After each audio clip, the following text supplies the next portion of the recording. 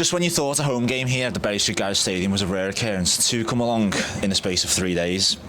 After disappointing defeat to Stafford Rangers on Saturday, Congleton Town are the visitors to the Bury Street Garage Stadium, and the Bucks are looking to avoid the ignominy of 4 straight defeats. Steve, immediately post-match, you didn't really know what to say to sum up that game. Have you had any time to come up with some words for that? Well, it was grim. Sad I didn't know what it feels like to be a Man United fan, to be honest with you. It was so hard. You know what? I thought we're at home. We haven't been at home for over a month. We get out the traps. We've got a point to prove, and it was just slow. I think everyone had that expectation as well. It was just slow, and I thought it would have been Vauxhall the first 15 minutes. You know, we'd have a good go, get a goal up, and get a bit of confidence back. Great to be home and all that. But it was just they nullified us. They got men behind the ball. Scored a good first goal, and you know what? We had a couple of chances to equalise. It was just like second half drained the life out of me. I mean, that's probably a biting indictment of the kind of game it was. What was your opinion of the red card in terms of how it affected the game? Because Mick McGrath said it essentially killed the game and made Stafford sit in. I thought, you know, I said on commentary, didn't I? It was less of the law, but harsh. It's not malicious. Yeah, it's unavoidable red card, but I don't think it was an intentional foul. And I I wouldn't say we struggled, but against Witten, we found it difficult. We give chances away, and yeah, I don't know whether it did help us or hinder us or what. I don't know, because I don't think it was great before that anyway. And to be fair to Stafford Rangers, they were solid defensively. Yeah, do you know what? Hats off to the forward. Dan Congleton. Yeah, he looked a handful, him, didn't he? On the touchline, right in front of us, he didn't give up and got his rewards with the goal. Sorry, Johnny Spittle. I think it was in. I think it was still in. I think we had the perfect vantage point for it. He just never give up, and you want that, you know, the other way. But look, it's gone. Put it to bed. Let's just hope every team's going to go through a period of 5-6 games where they pick up a point or two. Every team will go through that, maybe bar one this season. Let's just hope this is our little blip now. You know what I mean? Nice and early. Get out the head and that, and 3 points here today. We move on the road on Saturday, but you know what? We could just do the win, a scruffy own goal or something like that, 1-0, backs to whatever, you know what I mean? Just get 3 points on the board, because you got teams like Runcorn Linnet, who starts off terribly, can go above us. Great form at the minute, Linnet. You know what I mean? And you don't want it to get the teams with games in hands who can go 6-7 points ahead. Now you don't want it to get too far. So yeah, 3 points on the table. Let's get the confidence back. Hopefully we might see a few more players back today. Yeah, that's all I can ask for, 3 points. Well, before we bring you the team news for tonight, which has come in subject to change and fitness and whatever issues traffic are going on, traffic as well. It's a nightmare. Let's hear what Mick had to say after the game on Saturday against Stafford Rangers. Mick, you went into this with so much optimism, but it's a disappointing defeat in the end. Yeah, not great, was it? Yeah,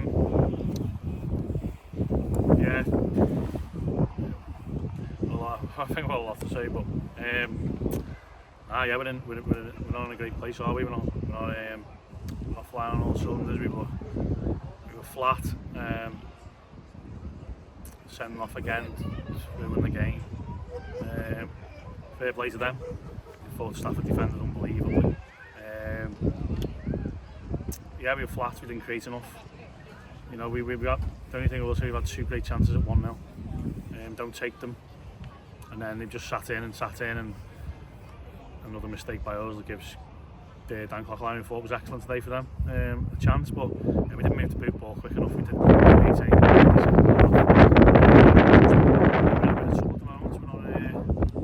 We're not great. We just have to work through it to get ourselves out of this rut. Yeah, we're missing big players, aren't we? And it's starting to tell. Fell for Lewis today. He was a front on his own. We've got no Tom, no Connor. Other lads aren't chipping in and helping.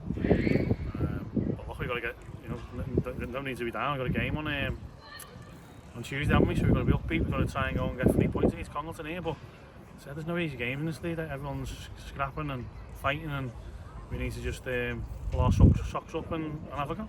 Talked about the red card being crucial. What did your team not do to then take advantage of that? Didn't move the ball quick enough. We were too passive. We were just passing it sideways. No one was making any movement to come and get on it. I think it was one of them games where we thought someone else was going to do the job for them and score, or maybe someone will do a bit of magic, but it didn't happen. But look, as I said, we're in a bit of a bad place. You know, it's 3 on the bounce now. First time it's happened in a long time. But so you've got to be big and brave, and you know you've got to stand up and be counted. And that's how we will be. Me and my staff will be. We'll work hard. We'll try and get ourselves out of this rut and try and get something at home on Tuesday against Congleton. It looks like those frustrations are setting in on the pitch as well. It was a bit, particularly in the defence, where players were arguing or having to go at each other. Is that just natural because of the disappointment? Yeah, probably, yeah. Listen, it was happening in midfield, it was happening up front. It happens on the pitch, they were arguing, it's just part of footy, isn't it? Just shows people care. We've just got to get out this rut, and the lads are down at the moment and no confidence at all. So you've got to work hard, you've got to get out of this little rut, haven't we? And you know, we've got good players, we've just got to start showing. Just finally, do you feel like once it turns, it's going to turn like big time and this team can get on a run? Well, we had a run at the start of the season, so it's not as if it's never happened before. It's just, yeah, obviously we're light up top. You know, we've literally only got Lewis as a 9. Yeah, we need to get bodies back fit, which they're close to coming fit. So yeah, it'll be positive. You know, obviously you're always down when you lose games of football, but just got to dig in, haven't we? Work hard, and you know, it's a long season. Remaining positive. Thanks, mate. Yeah, cheers, mate. So the team news is in, and it is as follows. Tony Thompson in goal as ever. Jay Roberts and Sean Smith, the full-backs. Anthony Miley comes in, replaces Johnny Spittle alongside Tom Hannigan. Sean Williams back in the starting 11, and he's alongside Sam Hughes and Andy Scarisbrick. And Lewis Riley is joined up front by Connor Harwood, and he's flanked, or he's supported by Michael Berkey. So a few changes to the starting 11, and I think Mick will be glad to see the likes of Connor Harwood back. He says Lewis Riley got a bit isolated on Saturday. Yeah, I totally agree with that. Yeah, great to see Connor back. We thought it was going to be longer, didn't we? It didn't look good when he went off against Wythenshawe Town. Someone told me 6 weeks. That was what? 2 weeks ago today, was it? 2 weeks ago today, yeah. So someone said 6 weeks, which was like, oh, that's a bit of a blow. But yeah, he'll put a shift in. Connor Berkey's back in. Probably, you could say, got something to prove. Amadou started ahead of him on Saturday. Okay. And one of those players we've just mentioned, let's attempt to put a positive spin on recent form and results. And now that we have a decent sample size to choose from, we're going to reflect and analyse the form of a key member of the first team in a segment we're going to call Player in Focus. After earning the vote of the fans for the Player of the Month award in August on X or Twitter, whichever you prefer, and going close again in September. Other social media platforms are available. They are indeed.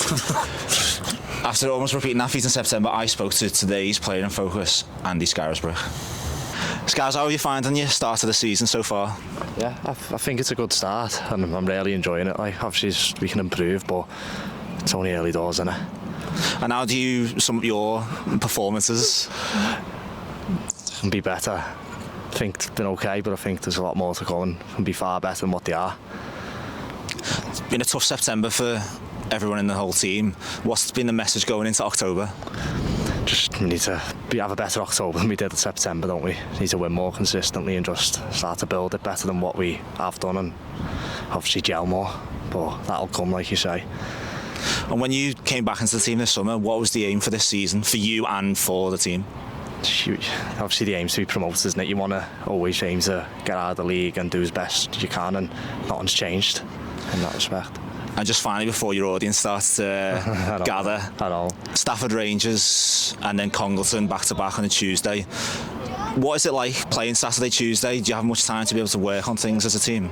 No, it's hard, isn't it? Because obviously it's a quick turnaround, but sometimes I think that can be the best, rather than time to think about it and sort of think about more like what you can do better. I think it's just a case of bounce back and go and get another win. Guys, we appreciate it. So go well. So, thank you. Andy's been an ever-present in the starting 11 so far this season, and he's obviously one of Mick McGrath's key men. Now, Here's the stats so far this season: 1 goal and 1 assist. And my view on that is, if football was played on a spreadsheet or on paper, you wouldn't think twice about that. But actually watching the games, you can see how integral he is to the way Mick wants to play and to the starting 11. I'll tell you what, he's consistent, I'll tell you that now. Puts a lot in, a lot of energy in, gets around the pitch, links up play well. Yeah, like you say there, if it was on Sky Sport, it'd be XG 0.6. He could improve against someone, you know. You'll never find XG stats with us. No, I refuse. Tell her how it is. Yeah, great lad. Needs to brush up on his interview skills, but In fairness to him, an audience was gathering. Yeah, I know. And you know, he's not quite used to it like we are, but he, you know, good input, and as I said, he's the only ever present, so he must be doing something right. Yeah, no, yeah, that's a good stat to have. As you said, consistency is the word. Consistency, yeah. Yeah, do you know what? Been impressed with him. I think he probably say himself he'd rather ship him with a few more goals, but it's certainly something we're lacking at the moment, so fingers crossed he can. Doesn't help also that the team with injuries is constantly shifting, so he hasn't been able to nail down his preferred position. No, it has, and that's what I mean. But in fact, you expect your team to get an influx of injuries, you know, Boxing Day, for instance, or New Year's Day, or you know, injuries in inverted commas. Around January time, when the pitches get boggy and the games come thick and fast, or towards the end of the season when people have got a bit of fatigue and the games are wearing on them and that. But we've seen to had probably 10 injuries so far. You know, some players have had 2 or 3. Tony Thompson, that's probably not to niggle the same one, but we've missed that bit of continuity, I think, and you know, like Arne Slot, isn't it? He's picking the same team. It's a good comparison, actually. Mixing 1 or 2 up. We're probably 4 or 5, 6 changes sometimes because of injuries, niggling injuries and that. So every team's going to go through it. Like I say, hopefully this is our little blip. This is our little barren patch, and getting the players back now, and we can kick on. So let's look at today's opposition. Congleton Town are actually on a bit of a rise. So in the 2022-23 season, they achieved the Cheshire Senior Cup and Macron Cup double. They followed that up last season by coasting pretty much with the Midland Football League title. They currently sit in 16th position in the Northern Premier League Division 1 West table, but as we found out on Saturday, and as within Shore Town, that low league position doesn't mean anything at the minute. I will say, I played against Congleton and there a couple of years ago, proper club, proper fans, lovely little setup. He got done well in the Vars one year, didn't he? Get to semi-final, yeah. The same year that they done the cup double, went to the Vars semi-finals, right? Yeah. And I remember when we went with Vauxhall, didn't they come out the traps and we were 1-0 down after 30 seconds or something. So let's hope that doesn't happen tonight. But yeah, great club, great fans, a proper club, proper town club. A few of us have been in contact with some of the Congleton media team, some of the officials over the last few days, and I just echo that thought. You know, they've been really wanting to collaborate with us. And well, you've done a great piece on the Spotify, and I must say, very, very professional. Done research. I appreciate the feedback. Yeah, that was a good listen. Little plug for the Congleton FC podcast. Yeah, get on it. Yours truly. Definitely worth checking out. So the obvious danger for Bootle tonight is Max McCarthy. I think he's second highest goal scorer in the league. He scored 9 goals so far this season, and Daniel Needham's not too far behind him with 5 goals. Their player manager Richard Duffy, is the talismanic centre half, and a player that you might recognise for Congleton, Mick McGrath's worked with him before, Kieran Napper. Yeah, he's enjoyed relative success with Mick, so Mick will be certainly pressing home to his players that there is a threat there. It was Kids Grove last year, wasn't he? Interestingly enough, Kieran Napper is top of the yellow card chart this season, so he's almost a banker to get a yellow card tonight. But now that I've said that, that's not going to happen, is it? Yeah, you can't. Don't put a bet on that either. Inside knowledge. So one final piece of news for today ahead of tonight's game is the announcement of a new coach to the Bootle ranks, and he's just setting up right in front of us, so we're bound to say nice things to him. Gotta say nice things. That man is Rob Henry, and he comes to join Mick McGrath's coaching staff. comes with plenty of experience, 18 years at Preston North End's Academy, and he was the assistant manager at Lancaster City and FC United, so plenty of experience, which Mick will be relying on for the rest of the season. Lancaster City, good club, big club. Played a lot higher. FC United in Manchester. Grew over, the last 10, 15 years. Good pedigree, yeah. And he's certainly keen because he's setting up very early, showing his intention to get right involved with training and with Bootle Football Club at large. He mustn't work till 5 o'clock like us. Well, he is replacing the outgoing Jack Hook, and everyone at Bootle wishes to thank Jack for his service at the club, and we want to extend our best wishes to the new coach, Rob. Rob Henry, welcome to Bootle Football Club. Thanks for talking to us. Thank you. Talk us through the decision process of coming here. So left FC a couple of weeks ago now. Obviously, ended in an interim kind of charge, and then it left the club. I kind of was going to have a little bit of a break and see what kind of materialised, and had a few conversations, and then obviously I got a call to come to Bootle, come down and had a little look at training Thursday. Good setup, really strong position in the league, some good players, some which I knew already. A really easy decision, and an opportunity that really looking forward to. The pull of football is just too strong, isn't it, when you want to break? It just drags you back in. There's just something missing from your life, and it gets to a Saturday afternoon and it's like, well, what do I do now? Or it gets to a Thursday night and it's slashing down with rain outside, and you think I'd still rather be outside doing a session. So I'm really pleased to get back in really quickly. It's I'm a football enthusiast, and something I really want to be involved in all the time.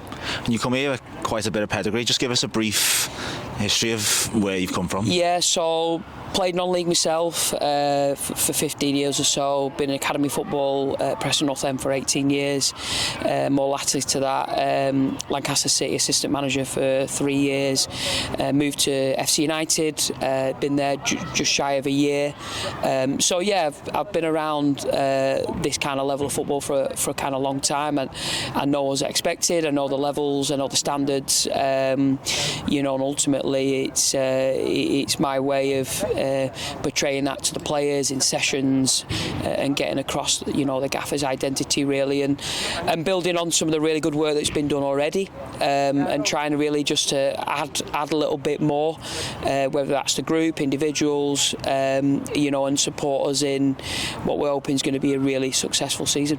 And there's obviously players in that dressing room who played at a high level. You've been involved in that, so is part of your job to use that experience to bring that, or add that final piece? I guess it's ultimately using the experiences of the players, so Willow and Tony and players like that who I've seen play quite a lot over the years, and really good players with really good pedigree. It's as well as supporting the more younger players who may not have played at this level, and this might be their first time, and it's supporting them in reaching their potential and getting the absolute most out of them. But ultimately it's trying to support them in whatever way possible, developing their game as an individual, but making sure the group has really good understanding of roles and responsibilities and their jobs on the pitch, whether that's with or without the ball, and trying to give them that continuity and message with real clarity, and that's for me is a bit that plays its biggest part. Well, it starts with Congleton Town tonight. We wish you really well, Rob. Thank you very much. Thank you very much.